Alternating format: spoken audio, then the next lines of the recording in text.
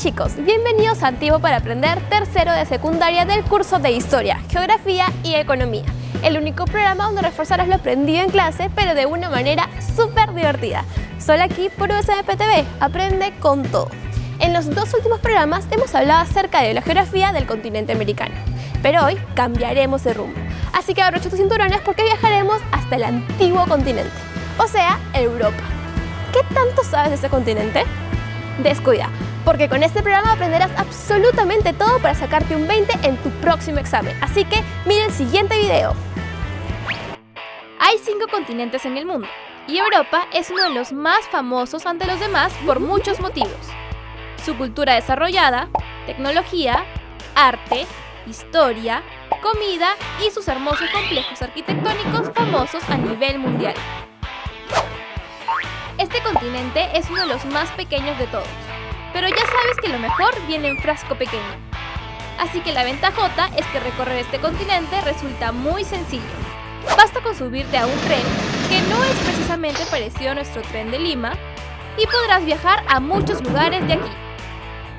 ¿No me crees? Entonces cheque el Instagram de Helga para que veas las fotazos que se tomó cuando se fue por Europa. ¡Ajá! Esta foto es de Madrid, en España. Esta otra es de su paseo por la gigantesca Torre Eiffel en París, Francia. También estuvo por Londres, Inglaterra, Atenas en Grecia y para cerrar su paseo por Europa se dio un salto a la hermosa ciudad de Venecia en Italia. ¡Qué genial todo lo que puedes encontrar en este continente! Europa es una gran península de 10,5 millones de kilómetros cuadrados. Espera, ¿qué es una península? Según el diccionario, una península es una extensión de tierra rodeada de agua por todas partes, menos por una, que la mantiene unida a un territorio de mayor tamaño. Si miramos este mapa, podrás darte cuenta que Europa está unido con Asia, y por esto a toda esta zona también se le conoce como Euroasia. Es que no está separada por un océano ni por troles gigantes que no dejan pasar a la gente, pero sí por los montes Urales, el río Ural y el mar Caspio. Aparte de esto, nada, pero nada separa ambos continentes. ¿Has escuchado hablar de Euroasia, Helga? Bueno, este término se usa para definir una zona geográfica que comprende a Europa y Asia unidas. Pero ahora quiero que prestes mucha atención, porque así como tú tienes rasgos físicos que te caracterizan, como por ejemplo ser alto, tener la tez trigueña o los ojos marrones, Europa también tiene sus propios rasgos físicos. Y estos son territorios de relieve llano, ríos y paisajes. Profe, ¿qué nos puede decir sobre esto? Se dice que Europa presenta territorios de relieve llano, es decir, que tiene pocas elevaciones y se caracteriza por ser de forma plana. Además, territorialmente hablando, presenta ríos muy densos, con abundante caudal, pero que son usados como medios de comunicación entre sus distintos países. Por otro lado, los paisajes europeos son propios de los climas templados, al igual que las precipitaciones y temperaturas. Pero además, hay regiones donde el clima frío está presente, como en los lugares que pertenecen a las zonas polares y a las de alta montaña. Oye, Helga, ¿te has preguntado alguna vez de dónde proviene el nombre Europa? Te lo voy a explicar. Según la mitología griega, se le puso ese nombre en honor a la princesa fenicia bellísima llamada Europa, que fue raptada y llevada a Creta por Zeus. Oye, qué dato más interesante.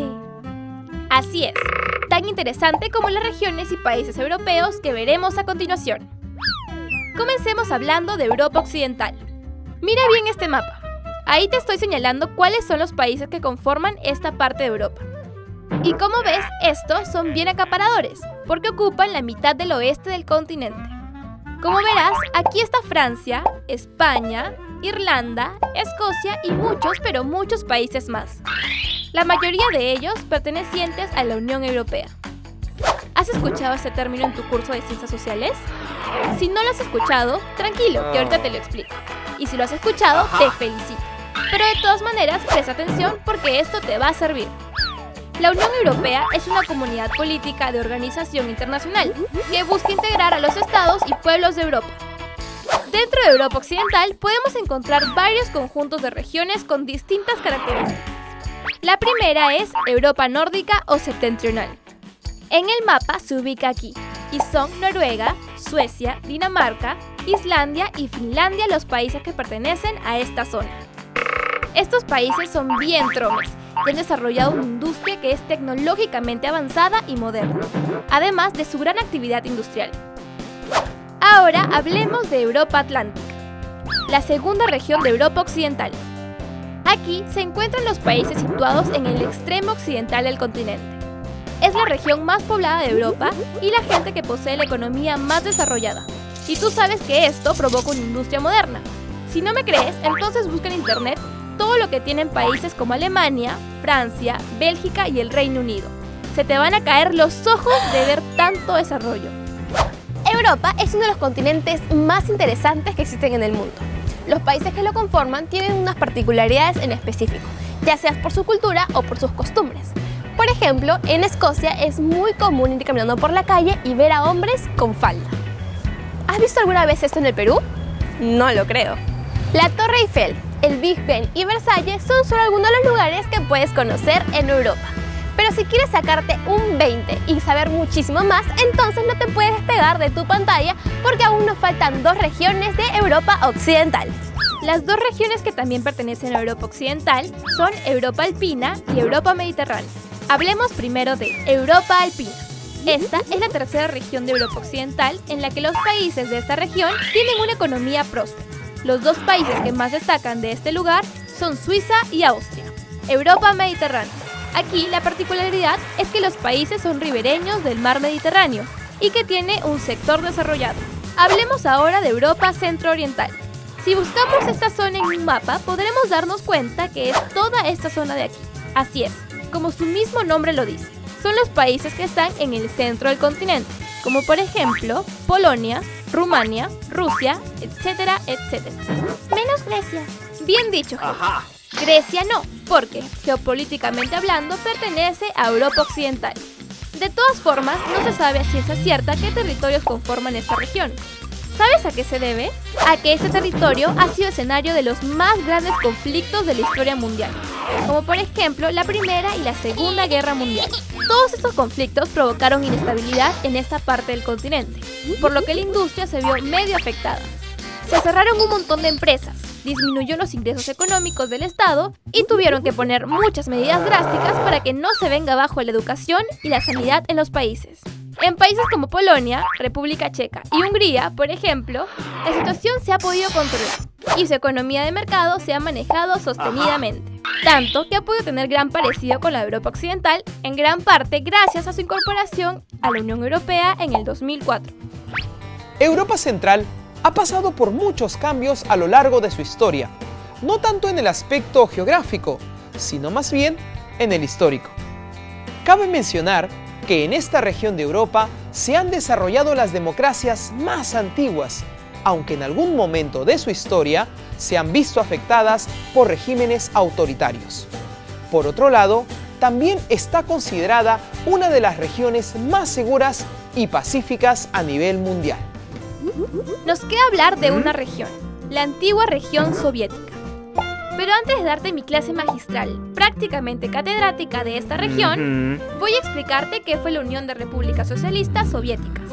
Este fue un estado federal de pensamiento marxista-leninista, que estuvo dominado por completo por el Partido Comunista.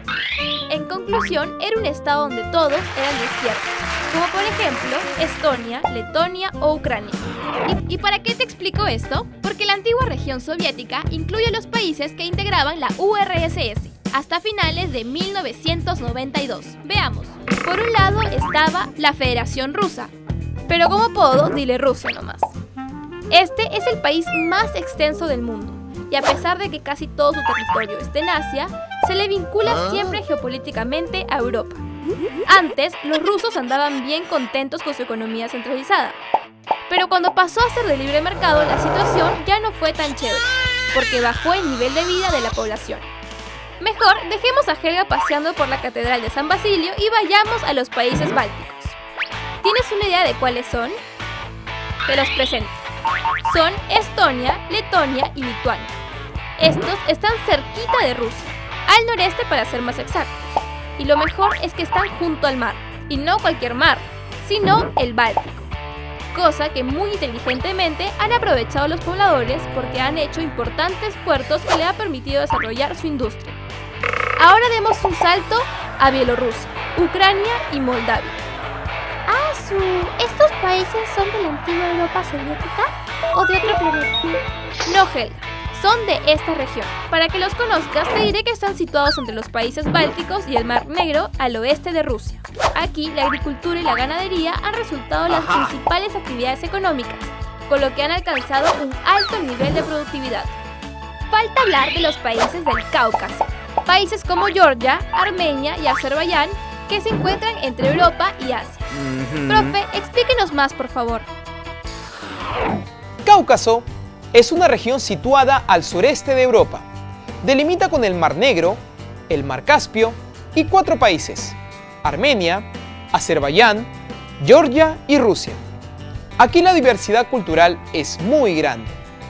Además, su gran importancia es porque esta zona tiene acceso a reservas de gas y petróleo del Mar Caspio. Ya hablamos sobre el espacio territorial europeo, así que ahora veamos cuánto has aprendido. Ahora es tu turno. ¿Cuál es la región más poblada de Europa? ¿Europa Atlántica, Europa Occidental o Europa Mediterránea? Muy bien. Esta región, aparte de ser la más poblada de dicho continente, es la que tiene la economía más desarrollada gracias a su industria moderna y sector de servicio. ¿Cuál es la región de Europa que integraba los países de la Unión Soviética? ¿Europa Centro-Oriental? ¿Antigua Europa Soviética? ¿O Europa Occidental? ¡Correcto! Esta región del continente incluye los países que integraron la Unión Soviética, como por ejemplo Ucrania o los países balcánicos. ¿Cuál es el país más extenso del mundo?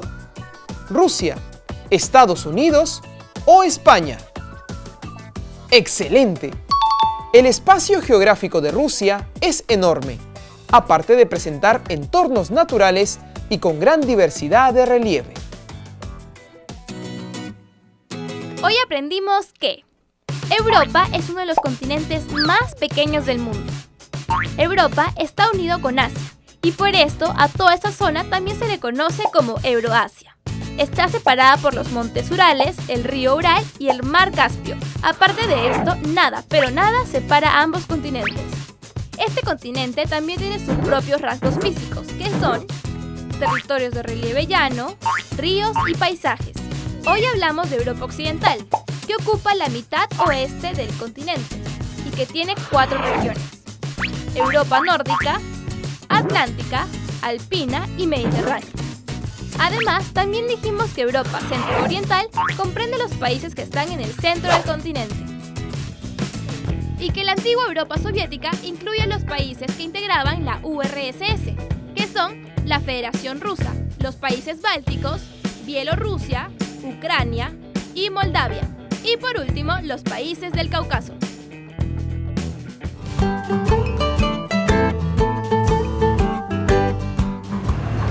Hoy hemos hablado sobre el espacio europeo y como en toda sociedad, por más que esté situado o separado por regiones, al final terminan siendo parte de una misma cultura. Muchos de los países comparten una historia en común y eso es algo que siempre los mantendrá unidos. No hay que buscar las diferencias entre los países ni compararnos, al contrario, hay que buscar siempre la cohesión entre naciones. ¿Sabías que el país más pequeño de Europa es el Vaticano? Se le conoce como un país, pero técnicamente está considerado como una ciudad-estado, que cuenta con tan solo 900 habitantes y es el estado independiente más pequeño del mundo, tanto por población como por superficie. Pero aquí el dicho, lo mejor viene en frasco pequeño, se cumple, ya que acá hay lugares impresionantes como la Basílica de San Pedro, los museos vaticanos y muchos otros sitios para tomarte muchísimos selfies. Ahora ya lo sabes. Hoy aprendimos sobre los relieves y las regiones del continente europeo. Ahora sabes que este continente es el más pequeño del mundo. Si quieres reforzar lo aprendido, te recomiendo la siguiente página web, www.juegos-geográficos.com. Ahí reforzarás muchísimo todo porque es una página muy chévere y además te divertirás aprendiendo.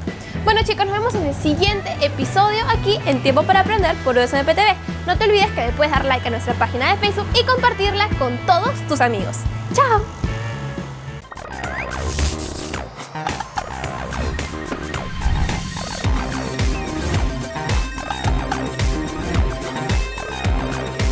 En el próximo programa aprenderemos sobre población y desarrollo en Europa. No te lo pierdas.